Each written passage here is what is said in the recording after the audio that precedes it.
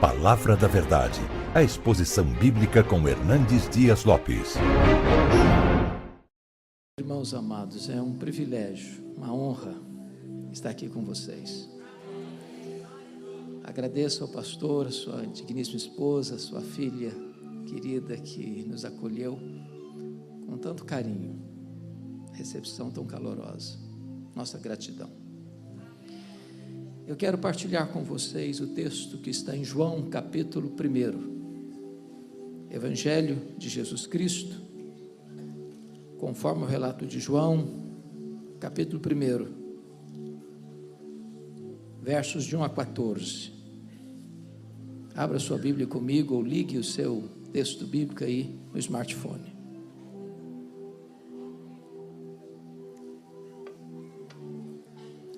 João 1, de 1 a 14.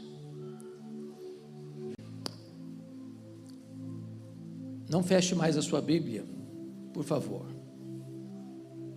Mas antes da leitura desse texto,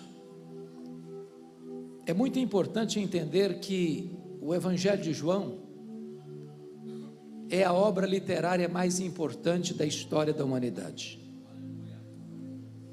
Nunca nenhuma obra foi tão vertida para outros idiomas e tão largamente distribuída no mundo do que o Evangelho de João. Já passam de 4 bilhões de exemplares. João escreveu este Evangelho no final do 1º século, quando os outros evangelhos sinóticos, Mateus, Marcos e Lucas, já circulavam nas igrejas há mais de 20 anos.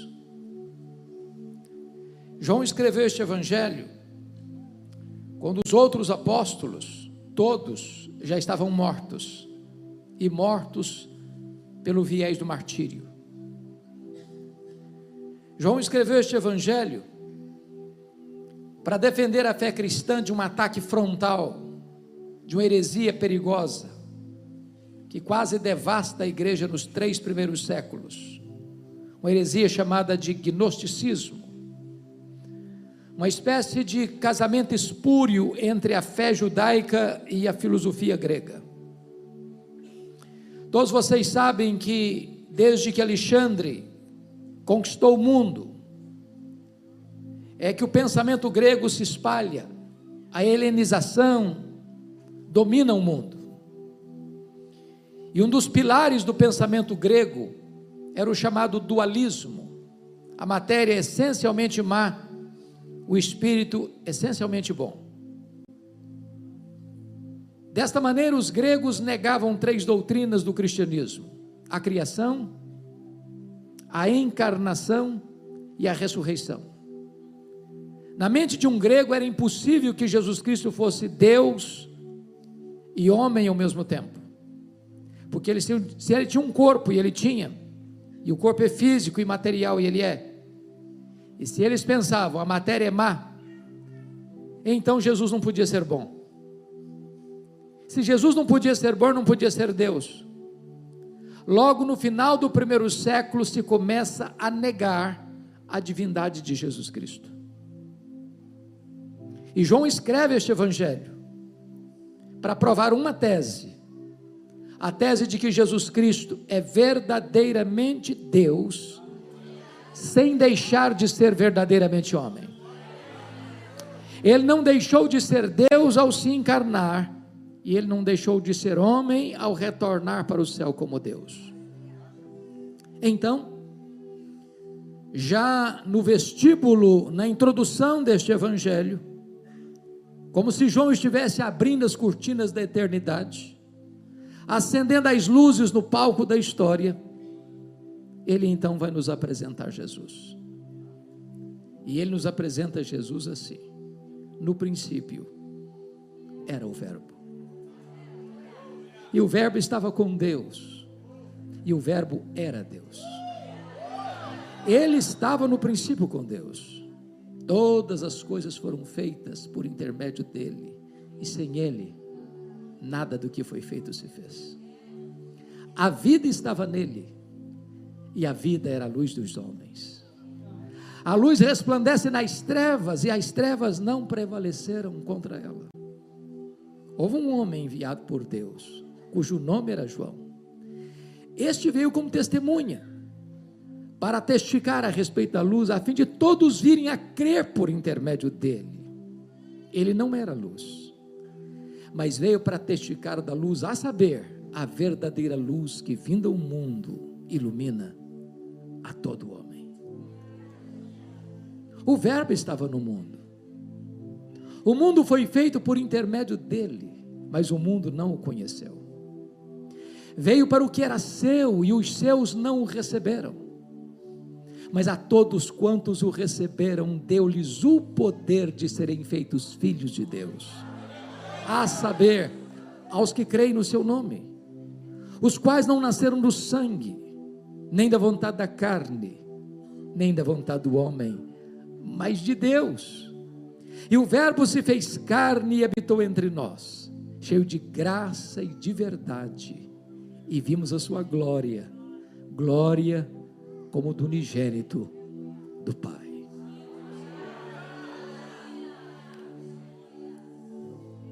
Ao abrir as cortinas da eternidade, João já quase nos tirou o fôlego, quando diz assim: no princípio era o Verbo.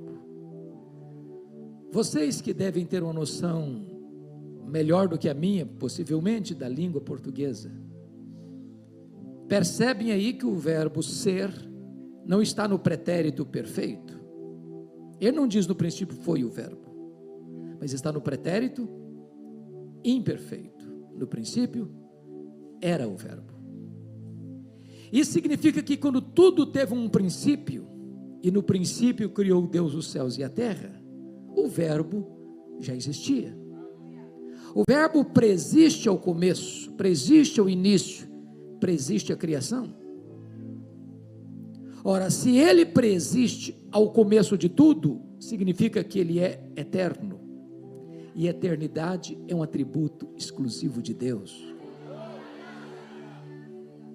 Em 1978 eu li um livro, difícil de ler, importante de ser lido, As Categorias de Aristóteles. E o pensador grego disse que você e eu só conseguimos entender algumas coisas dentro de categorias humanas, de tempo, de espaço, de tamanho. Eu entendo um pouco de tempo, de eternidade eu não entendo. Eu explico. Se você tirar um dia de 1 milhão de anos, você não tem mais 1 milhão de anos, certo? Óbvio. Mas se você tirar 1 milhão de anos da eternidade, quanto lhe sobra? A eternidade. E se você tirar 1 bilhão de anos da eternidade, quanto sobra? A eternidade. Logo, eternidade não é tempo. Logo, você e eu não entendemos bem o que é eternidade. Sabem por quê? Porque a eternidade é um atributo exclusivo de Deus, pois o verbo é eterno.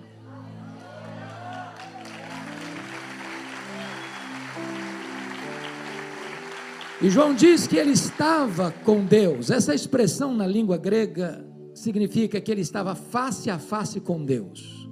Se Deus é uma pessoa e Deus é, e se o verbo estava face a face com Deus, logo o verbo não é um ser impessoal, como pensavam os gregos, mas um ser pessoal, da mesma essência e da mesma substância de Deus. Nas palavras do credo niceno, Deus de Deus, luz de luz, coigual, coeterno e consubstancial com o Pai. E João avança e diz: e o verbo era Deus. Não um ser inferior a Deus, como pensara Ário de Alexandria, não ser apenas superior aos anjos, mas um ser da mesma substância, tendo os mesmos atributos e realizando as mesmas obras.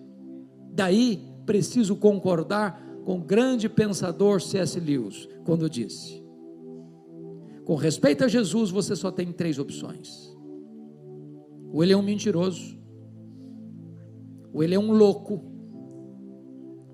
ou ele é Deus. Se Se ele não é quem ele disse ser, ele é um mentiroso. Se ele não é quem ele pensou ser, então ele é um louco. Mas se ele é quem ele disse ser, então ele é Deus. Foi ele quem disse: quem me vê a mim, vê o Pai, porque eu e o Pai somos um. Algumas pessoas dizem assim: bom, eu creio que Jesus foi um grande profeta, ele foi um mestre moral. Outros dizem: ele foi um espírito iluminado. Mas Deus ele não foi. Isso é impossível. Isso é impossível. Porque alguém que mentiria sobre a sua própria identidade não pode ser um grande profeta, nem um mestre moral, muito menos um espírito iluminado. Só nos resta uma opção: é curvarmos-nos aos seus pés como Tomé e dizer: Senhor meu e Deus meu. E João avança e diz: ele estava no princípio com Deus. Que princípio? No princípio criou Deus os céus e a terra. Quando os céus e a terra foram criados, o nosso glorioso Redentor estava lá. Mas não estava lá passivamente, ele estava lá ativamente, porque o verso 3 diz assim: todas as coisas foram feitas por intermédio dele, e sem ele nada do que foi feito se fez. Isso nos leva a 4 conclusões inevitáveis. Primeira, a matéria não é eterna como pensavam os gregos. A matéria foi criada, e criada pelo nosso glorioso Redentor. Este mundo é feito de matéria e energia. Matéria e energia não criam a si mesmas. Este mundo é governado por leis. Leis não formam e não criam a si mesmas. Logo, alguém fora da matéria, independente da matéria, maior do que a matéria, criou do nada todo o universo e estabeleceu leis para governá-lo, pois este é o nosso glorioso Redentor. Segundo, este mundo não vê existência por geração espontânea. A teoria da geração espontânea não está calçada com a verdade. Desculpem da expressão.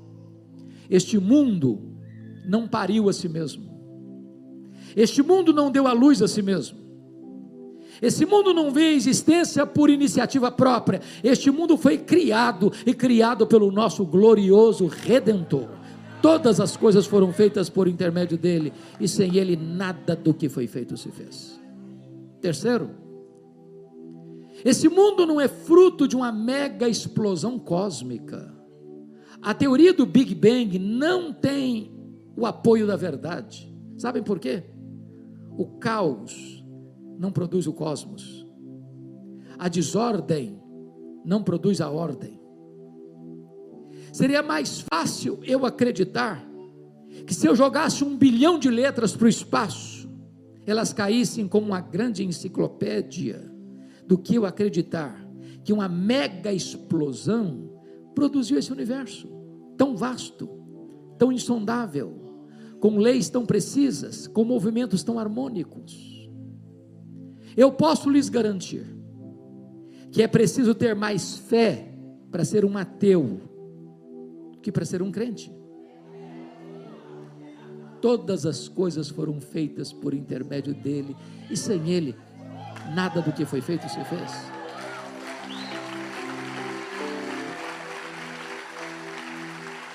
Preste atenção que nós estamos no planeta Terra, e o planeta Terra está rigorosamente onde deveria estar. Se nós estivéssemos mais perto do Sol, morreríamos queimados.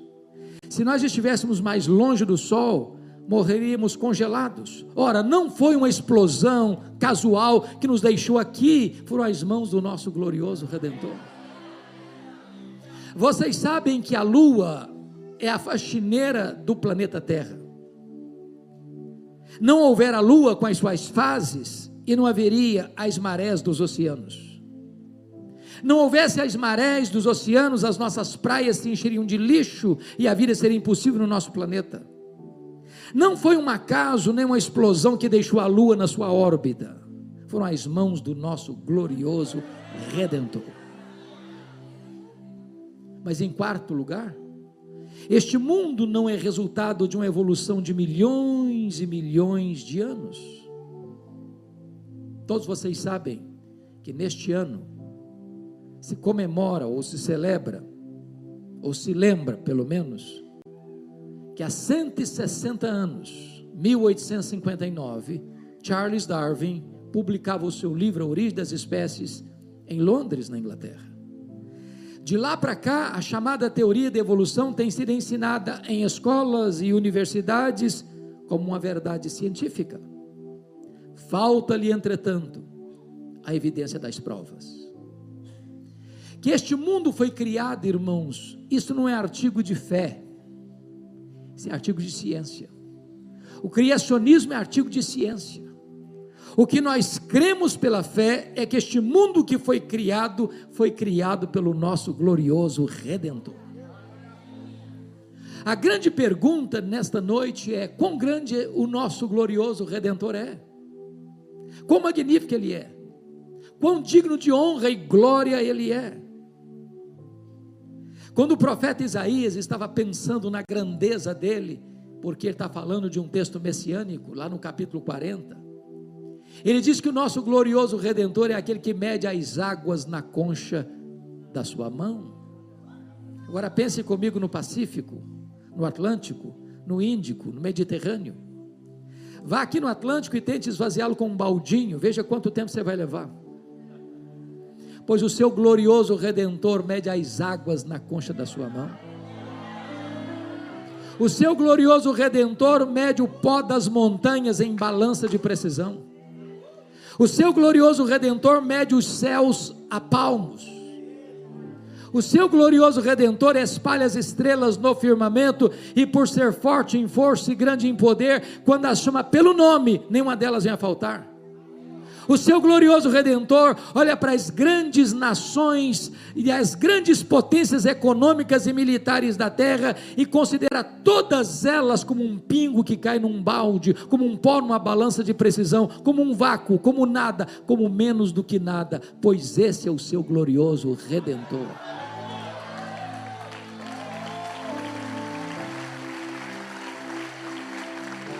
Agora pergunte para um astrônomo qual é o tamanho desse universo que ele mediu a palmos. Pergunte. Sabe qual é a resposta dele?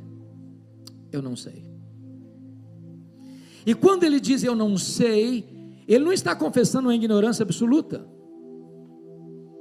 Ele está afirmando que nenhum homem, por mais robusto que seja o seu conhecimento e por mais peregrina que seja a sua inteligência, é capaz de afirmar categoricamente qual é o exato tamanho desse universo. Isso é uma matéria ainda em estudo. Mas eu posso lhes garantir que o universo não é infinito, porque a infinitude é um atributo exclusivo de Deus. O que os cientistas já sabem e afirmam é que o nosso universo tem mais de 93 bilhões de anos-luz de diâmetro. E o que significa isso? Significa que se você voasse a velocidade da luz, 300 mil quilômetros por segundo, nessa velocidade, você demoraria mais de 93 bilhões de anos para ir de uma extremidade à outra do universo. Pois o seu Redentor criou tudo isso. Ele é maior do que tudo isso. Não há um centímetro desse universo onde eu não possa dizer, isso aqui é meu, eu criei isso aqui, sou dono disso aqui, e sou Senhor sobre isso aqui. Este é o seu glorioso Redentor. Pergunte a um astrônomo quantas estrelas existem. Sabe qual é a resposta dele? Eu não sei. O que eles já sabem e afirmam é que há mais estrelas no firmamento do que todos os grãos de areia de todas as praias e desertos do nosso planeta. Vá um dia à praia, encha a concha da sua mão de areia, leve para casa, bote numa tábua de vidro e tenha paciência de contar quantos grãos de areia você consegue colocar na concha da sua mão. Pois há mais estrelas no firmamento do que todos os grãos de areia de todas as praias e desertos do nosso planeta. Mas Ele não apenas criou todas elas, Ele batizou cada uma delas pelo nome. E por ser forte em força e grande em poder, quando as chama pelo nome, nenhuma delas vem a faltar, pois este é o seu glorioso Redentor.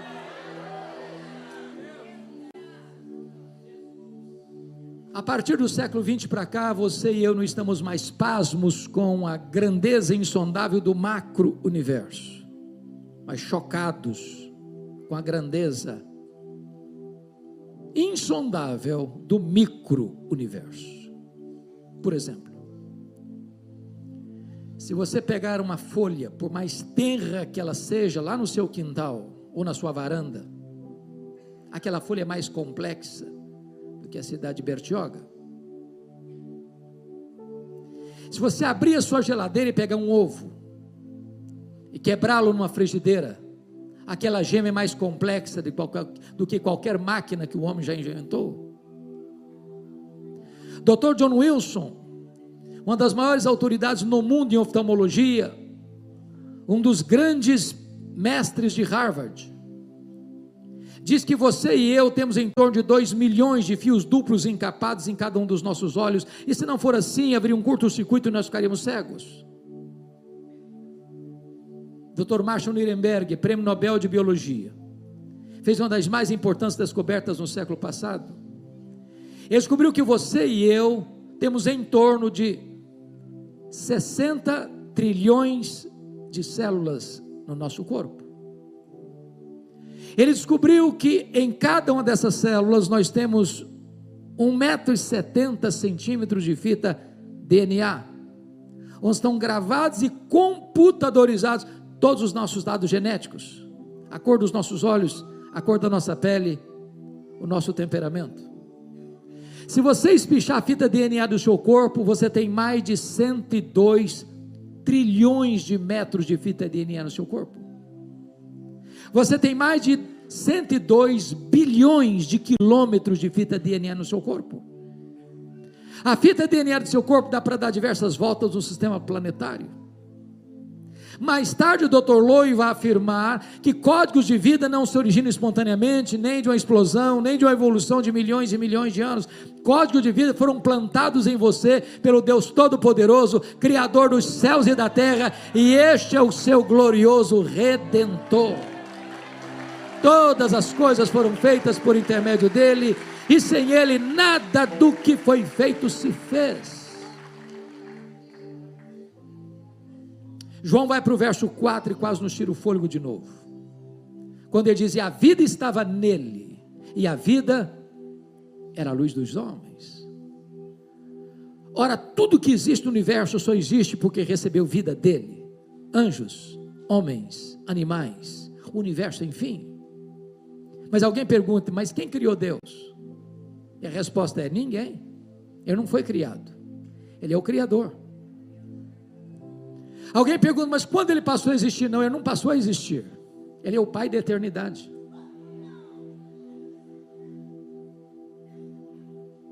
Ele é autoexistente, mas é ele quem dá vida a todos.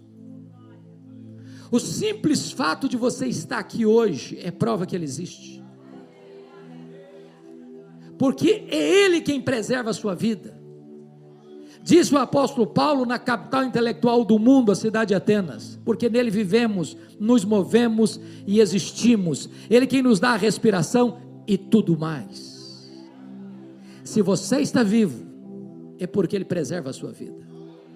Se ele fechar a torneira do oxigênio, você cai e vira pó. A vida estava nele, e a vida é a luz dos homens. A luz resplandece nas trevas, e as trevas não prevaleceram contra ela. Isso é magnífico. Pastor Fred, nenhum de nós aqui jamais viu a luz, por mais bruxuleante que ela seja, ter medo das trevas. Por mais trevosa que seja a treva, quando a luz chega, ela tem que ir embora. Jesus é a luz que ilumina todo homem. Quando ele chega, a ignorância, a incredulidade, a idolatria, a feitiçaria, os vícios deletérios, toda sorte de escuridão moral, tudo tem que ir embora, porque Ele chega e prevalece sobre as trevas. Não há vida irrecuperável para Ele, não há pecado que Ele não perdoe, não há vida que Ele não restaure. Ele é o Deus Todo-Poderoso que salva, que cura, que liberta e que transforma.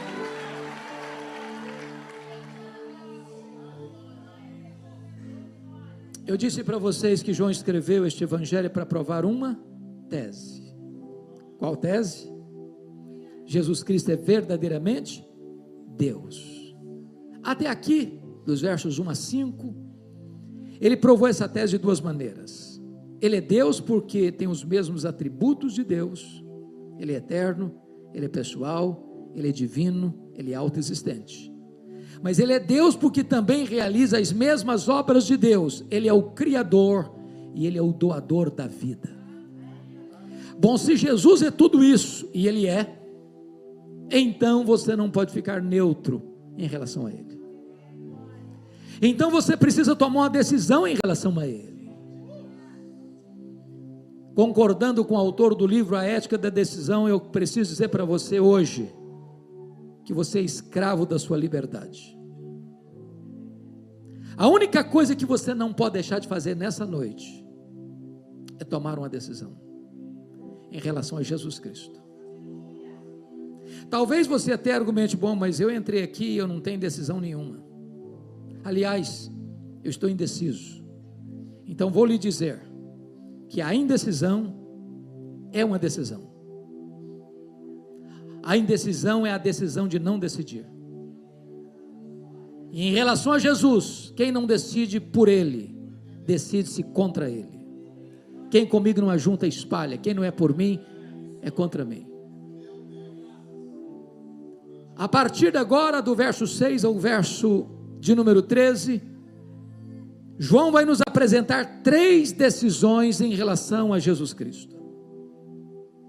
A primeira delas, os versos 6 a 9, a decisão de João Batista, dando a ele a glória devida ao seu nome.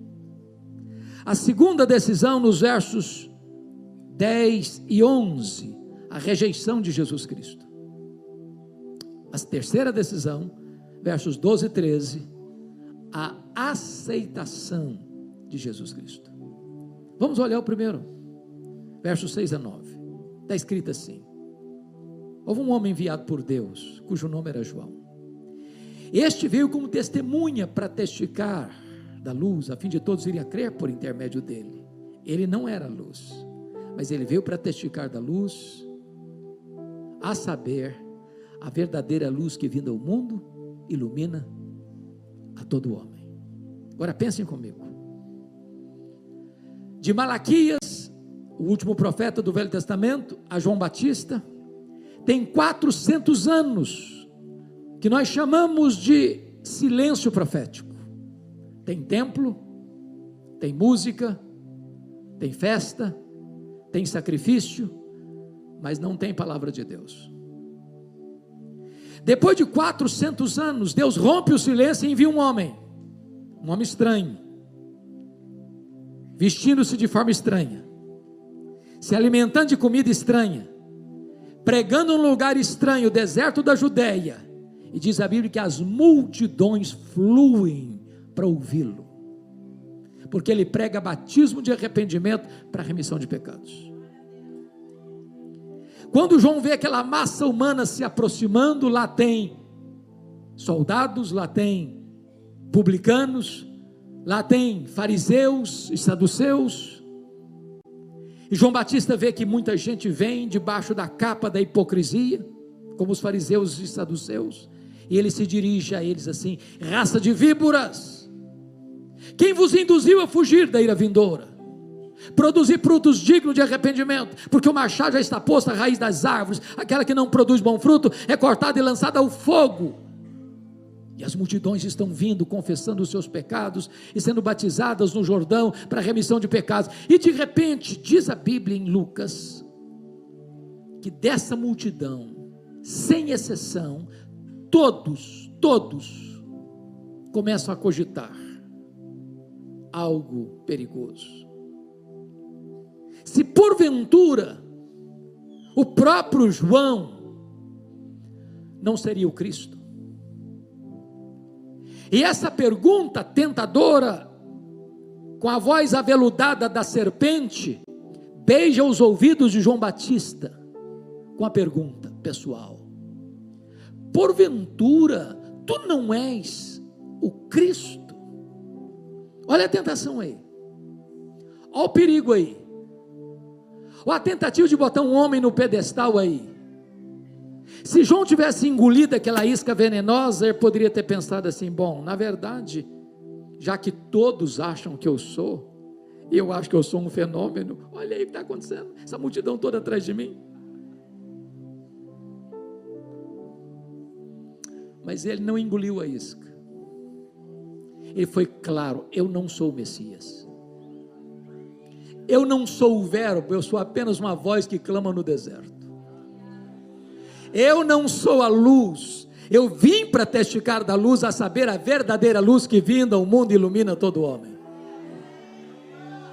Eu não sou o Cordeiro, eu aponto para ele e digo: eis o Cordeiro de Deus que tira o pecado do mundo. Eu não sou o noivo, eu sou apenas amigo do noivo. Eu batizo com água, mas aquele que vem depois de mim é mais poderoso que eu, e ele vos batizará com o Espírito Santo e com fogo. Eu não sou nem sequer digno de me curvar, desatar as correias das suas sandálias. Eu tenho um lema de vida: convém que ele cresça e que eu diminua. O que João Batista está nos ensinando, meus amados irmãos, é que nós nunca deveríamos querer receber a glória que só pertence a Jesus. Ele não divide a sua glória com ninguém. O que João Batista está nos ensinando é que nós nunca deveríamos querer ocupar um lugar onde Deus nunca nos colocou. Dê toda a honra a Ele, porque tudo vem dEle, tudo é por meio dEle e tudo é para Ele. Mas agora vem a segunda reação, confira comigo os versos 10 e 11. O Verbo estava no mundo, o mundo foi feito por intermédio dEle, mas o mundo não o conheceu. Prestem bem atenção. Nesse único versículo 10, a palavra mundo aparece 3 vezes. No grego é a mesma palavra, cosmos, cosmos, cosmos. Mas cada vez que a palavra aparece, ela tem um significado diferente. O Verbo estava no mundo geográfico. O mundo físico, material foi feito por intermédio dele, mas o mundo das pessoas não o conheceram. Ao ler a sua Bíblia, cuidado, porque uma mesma palavra, num único versículo, repetida, pode ter mais de um significado. Mas a coisa fica clara no verso 11, quando diz: veio para o que era seu, e os seus não o receberam. Quem são os seus aí? Quem são os seus aí? São os judeus, o povo da aliança, o povo da promessa. Mas não o receberam por quê? Por falta de luz? Não, por falta de olhos. Por falta de evidências? Não, por falta de fé. Porque toda a história do Antigo Testamento apontava para Jesus. Desde Gênesis 3,15, da semente da mulher nascerá aquele que esmagará a cabeça da serpente.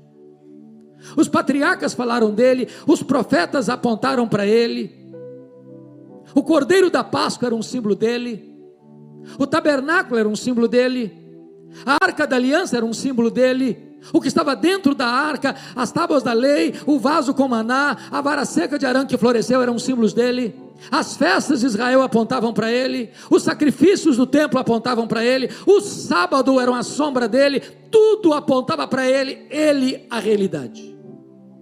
Na plenitude dos tempos ele veio, nascido de mulher, nascido sob a lei, para ser o nosso Redentor. O Verbo se fez carne e habitou entre nós, cheio de graça e de verdade, e ele andou por toda parte, fazendo bem, libertando os oprimidos do diabo. Os cegos viram, os mudos falaram, os surdos ouviram, os coxos andaram, os leprosos foram purificados, os mortos ressuscitaram, e ele pregou o evangelho do reino.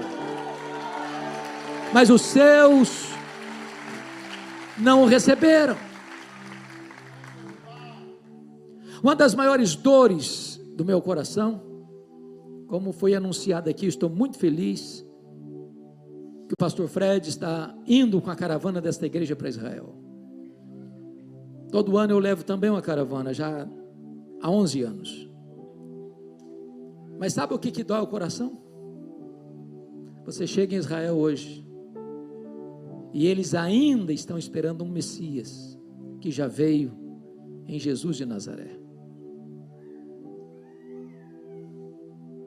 A venda ainda está colocada em seus olhos. Cuidado para que você, diante de tantas evidências de que Jesus é o Messias, o Salvador, ainda tape os ouvidos à voz da graça e endureça o seu coração. Como disse Hebreus, como escaparemos nós se negligenciarmos tão grande salvação?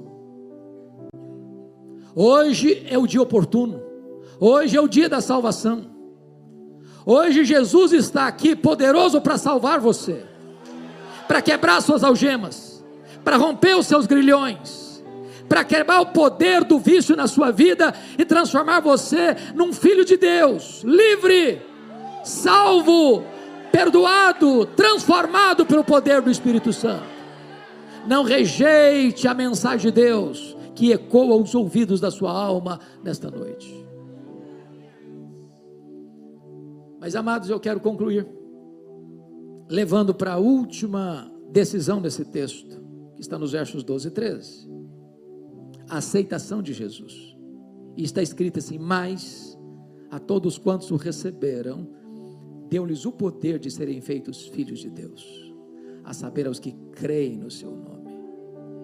Chama a sua atenção para a mais importante conjunção adversativa deste evangelho. Ao ler a sua Bíblia, preste atenção nas conjunções adversativas. Mas, porém, entretanto, todavia, entre mentes, porque está contrastando o que disse antes com o que vai dizer agora.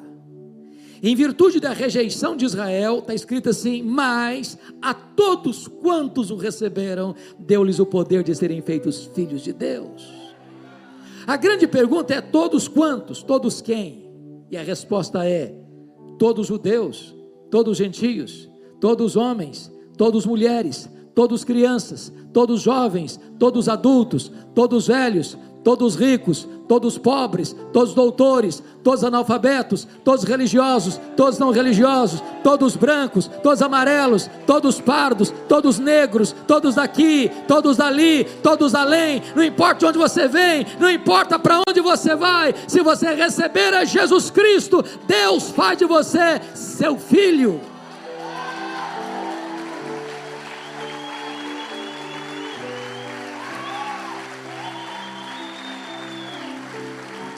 Fica claro, portanto, irmãos, que nem todos são filhos de Deus.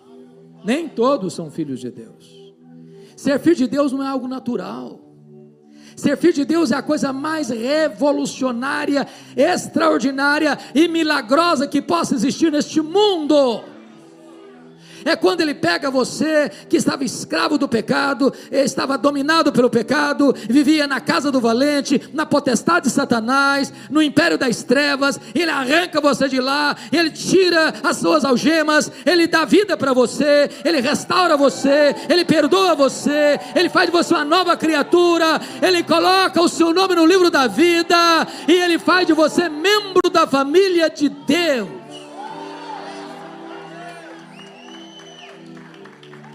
Porém, isso, irmãos, é terapêutico também, porque quem entende isso é curado dos seus traumas, seus complexos, sua autoestima achatada. Me desculpem da expressão, me perdoe, pastor, de usá-la. Tem muito crente que, ao ler Caras, Forbes, sente uma espécie de dor de cotovelo ao ver jogadores, atores famosos com seus iates, com seus jatinhos particulares, nas suas mansões cinematográficas, e ele crente, passando uma magrela.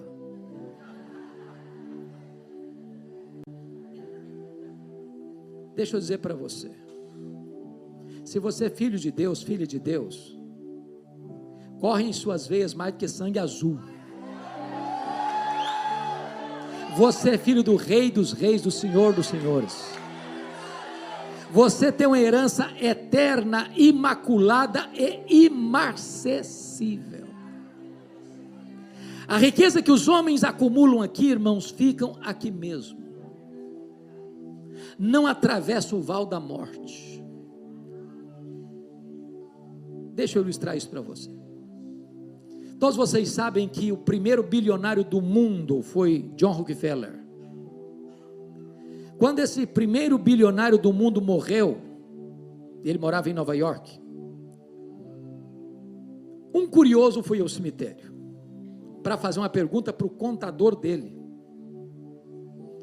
E aí, com muito jeitinho, espertamente, encosta no contador de John Rockefeller e pergunta assim: me fala aí, cara, me conta, quanto é que o doutor John Rockefeller deixou?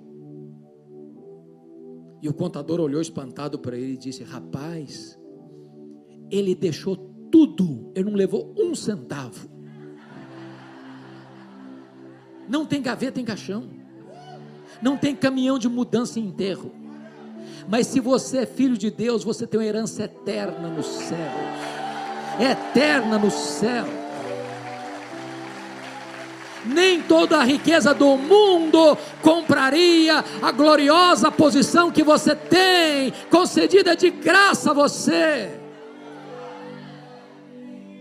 Mas a todos quantos o receberam, deu-lhes o poder de serem feitos filhos de Deus, a saber, aos que creem no seu nome. Agora, preste atenção.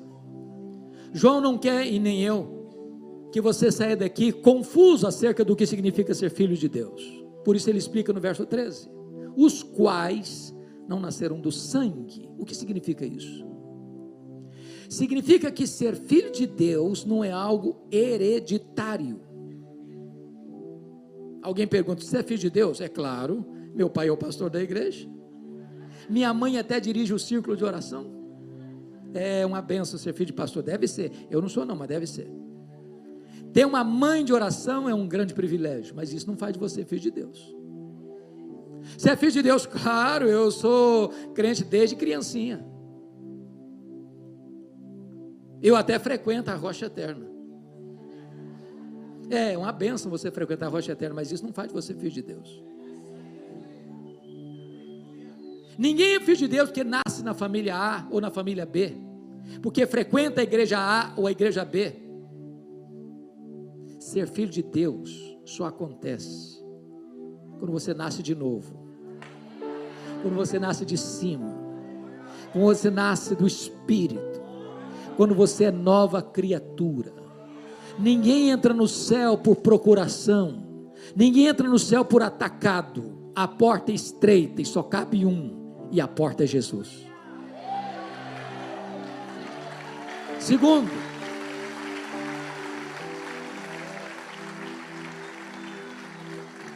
os quais não nasceram do sangue, nem da vontade da carne. Sabe o que significa isso? Nenhum de nós tem competência para se autoproclamar filho de Deus. Pense num dia bem gostoso, de feriado. Você vai à praia, aquele sol gostoso e quente batendo em seu rosto, aquelas ondas frescas de águas geladas refrigerando o seu corpo. E você pensa: que dia lindo. Você quer saber de uma coisa? Eu me declaro a partir de hoje, eu me faço a partir de hoje filho de Deus. Que bonito, não? Mas impossível. Você não tem esse poder, você não tem essa competência.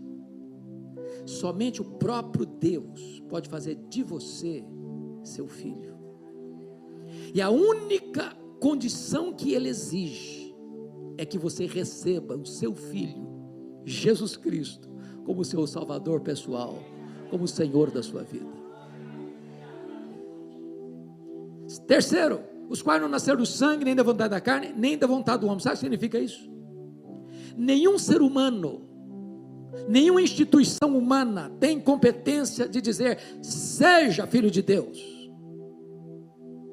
Nem os profetas, nem os apóstolos, nem Maria, nem Pedro, nem Paulo, nem os pais da igreja, nem os reformadores, nem os avivalistas, nem o pastor, nem o bispo, nem o sacerdote, nem o papa, nem qualquer igreja, nem qualquer concílio eclesiástico pode dizer para você, seja filho de Deus. Não, esse poder pertence a Deus, a salvação está nas mãos de Deus, e só Ele pode dar, e Ele dá para todos aqueles que receberam o seu Filho como seu Salvador pessoal. Depois que João explica isso, ele termina nos levando para o verso 14, e o verso 14 encerra o que Atanásio, que venceu as teses heréticas de Ario no concílio de Niceia, em 325, a escrever sobre a encarnação e dizer, a encarnação é o maior mistério do cristianismo. Se não, vejamos, está escrito assim, e o verbo se fez carne, e a pergunta é, que verbo? E a resposta é, o verbo eterno, o verbo pessoal, o verbo divino, o verbo autoexistente, o verbo criador, o verbo doador da vida, o verbo que é Deus, autoexistente, infinito, imenso, eterno, imutável, onipotente, onipresente, onisciente, transcendente, soberano, maior que tudo quanto Ele mesmo criou. Agora diz Paulo em Filipenses 2,6, que esse verbo esvaziou-se a si mesmo, não foi esvaziado, Ele se esvaziou. Mas como Ele se esvaziou? De transcendente, maior que o universo, Ele vai se esvaziando, se esvaziando, se esvaziando, se esvaziando, se esvaziando, se esvaziando, a ponto de se transformar um zigoto, um embrião, um feto, um bebê, que nasce de uma virgem, e deitado numa manjedoura, e colocado num berço de palha e de animais. Aquele bebê era o Criador do universo, mas Ele não habitou longe de nós, não, Ele habitou entre nós. Ele calçou as sandálias da humildade, Ele vestiu pele humana, Ele pisou o nosso solo, Ele bebeu a nossa água, Ele comeu o nosso pão, Ele chorou a nossa lágrima, Ele sentiu a nossa dor, Ele carregou sobre o seu corpo o nosso pecado. Mas Ele não habitou cheio de justiça e juízo, não, Ele habitou entre nós cheio de graça e de verdade, porque se Ele tivesse habitado entre nós cheio de justiça e juízo, Ele nos fulminaria, porque o melhor de nós, as nossas justiças, aos olhos dEle, não passam de trapos de imundícia. Mas Ele não veio cheio de justiça e juízo, Ele veio cheio de graça. Ele nos apanhou arruinados, depravados, condenados, mortos nos nossos delitos e pecados, e Ele não sentiu nojo de nós, Ele morreu por nós. Ele nos amou com amor eterno, Ele nos atraiu para Ele com cordas de amor, Ele mudou a nossa sorte, Ele transformou a nossa vida, Ele nos arrancou dos grilhões do inferno, e Ele nos deu vida, e Ele nos transformou e nos fez membros da família de Deus. E João conclui dizendo, e vimos a sua glória, glória como do unigênito do Pai. Todos vocês sabem que glória não é um atributo de Deus. Glória é a somatória de todos os atributos de Deus no seu resplendor máximo. Quando Deus mandava um profeta no Velho Testamento, ele apontava para um ou outro atributo. Isaías enfatizou a santidade, Amós a justiça, Oséias a misericórdia, mas quando Jesus Cristo veio, ele veio para revelar Deus em todo o seu esplendor. Por isso que ele diz, quem me vê a mim, vê o Pai, porque eu sou o resplendor da glória. Ele é a exata expressão do ser de Deus, nele habitou corporalmente toda a plenitude da divindade. Por isso ele diz, quem me vê a mim, está vendo o próprio Pai. Bom, disse para vocês, que João escreveu este evangelho, para provar uma tese. Como é que ele provou? De duas maneiras. Ele é Deus porque tem os mesmos atributos, e ele é Deus porque realiza as mesmas obras. Mas sabe o que me encanta, pastor Fred? É que ao longo do evangelho, ele segue a mesma linha de raciocínio da introdução. O que João vai fazer para provar que ele é Deus? Primeiro, vai mostrar que ele faz as mesmas obras. Então o que ele vai fazer? Selecionar 7 milagres que Jesus realizou. Por que 7? Porque é o número da perfeição. Que milagres estão registrados? Primeiro, capítulo 2, ele transformou água em vinho. Segundo, capítulo 4, ele curou o filho oficial. Terceiro, capítulo 5, ele curou o paralítico de Betesda. Quarto, capítulo 6, ele multiplicou pães e peixes. Quinto, capítulo 6, ele andou sobre o mar. Sexto, capítulo 9, ele curou um cego de nascença. Sétimo, capítulo 11, ele ressuscitou Lázaro. Se ele faz as mesmas obras de Deus, logo ele é Deus. Mas João vai mostrar que ele é Deus também porque tem os mesmos atributos. Sabe o que João vai fazer? Pega uma declaração de Jesus em João 8,58: antes que Abraão existisse, eu sou. Eu sou é o grande nome de Deus revelado a Moisés no Sinai. É o nome Yahvé ou o nome Javé. Se você ler uma versão Javé e na outra Yahvé, não fique triste não. É porque no hebraico a letra I e a letra J é a mesma letra. É por isso que você tem o nome Jeová. Jeová não é um nome. Jeová é a somatória das consoantes de Javé com as vogais de Adonai. Aí você tem o nome Jeová. Pois Jeová é o Jesus, e Jesus é o Jeová do Velho Testamento. O que João vai fazer? Selecionar 7 declarações de Jesus, eu sou. Primeira declaração, João 6,35, eu sou o pão da vida. Segunda declaração, João 8,12, eu sou a luz do mundo. Terceira declaração, João 10,9, eu sou a porta. Quem entrar por mim será salvo, entrará e sairá e achará pastagens. Quarta declaração, João 10,11, eu sou o bom pastor dá vida pelas suas ovelhas. Quinta declaração, João 11,25, eu sou a ressurreição e a vida, quem crê em mim nunca morrerá eternamente. Sexta declaração, João 14,6, eu sou o caminho e a verdade e a vida, e ninguém vem ao Pai senão por mim. Sétima declaração, João 15,1, eu sou a videira verdadeira e o meu Pai é o agricultor. Se ele tem os mesmos atributos de Deus, logo ele é Deus.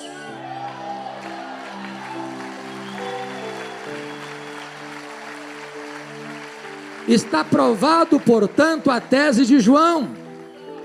Está provada a tese de João, ele é Deus. Mas eu não posso terminar sem esclarecer um mistério. De todas essas 7 declarações, uma delas Jesus reparte com a igreja. Por exemplo, ele diz em João 8,12, eu sou a luz do mundo. Mas ele disse em Mateus 5,14, vós sois a luz do mundo. Em lugar nenhum a Bíblia diz assim, Jesus dizendo para a igreja, vós sois o pão da vida. Ele nunca disse isso para a igreja. Jesus nunca disse assim para a igreja, vós sois a porta, quem entrar por vós será salvo. Ele nunca disse isso para a igreja. Jesus nunca disse assim para a igreja, vós sois o bom pastor que dá a vida pela igreja, pelas ovelhas. Ele nunca disse isso para a igreja. Jesus nunca disse assim para a igreja, vós sois a ressurreição e a vida. Ele nunca disse isso para a igreja. Jesus nunca disse para a igreja assim, vós sois o caminho e a verdade e a vida, e ninguém vem ao Pai senão por vós. Ele nunca disse isso para a igreja. Nem Jesus jamais disse assim para a igreja, vós sois a videira verdadeira. Jesus nunca disse isso para a igreja. Mas Jesus diz assim, eu sou a luz do mundo. E Jesus disse, vós sois a luz do mundo. Como entender esse mistério? Para explicar esse mistério, eu vou fazer 2 perguntas. Primeira pergunta: o sol brilha? E a resposta é sim, o sol brilha. Mas por que o sol brilha? Porque o sol tem luz própria. Sabe por que Jesus brilha? Porque ele é o sol da justiça. Ele é a verdadeira luz que vinda ao mundo ilumina todo homem. Segunda pergunta: a lua brilha? E a resposta é sim, a lua brilha. Mas como a lua brilha? A lua não tem luz própria. A lua só brilha na medida em que ela reflete a luz do sol.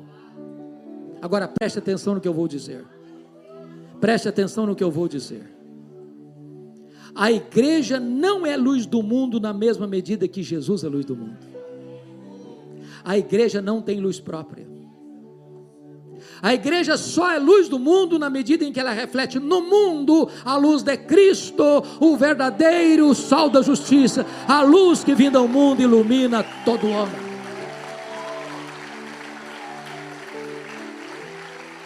Então, sabe qual é o nosso papel? É sair pelas ruas, pelas praças, pelos becos, pelas escolas, pelas faculdades, pelos hospitais, pelo comércio, pela indústria, pelos campos, por todos os lados, levando esta luz, a luz verdadeira, a luz do sol da justiça. E que você não ponha essa luz debaixo do alqueire, mas que você ponha essa luz bem alto, para que todos possam ver. E todos possam ver em você essa luz, e glorificarem aquele único que é digno de honra, de glória e de louvor, agora e pelos séculos eternos. Que Ele nos abençoe. Amém. Palavra da Verdade, a exposição bíblica com Hernandes Dias Lopes.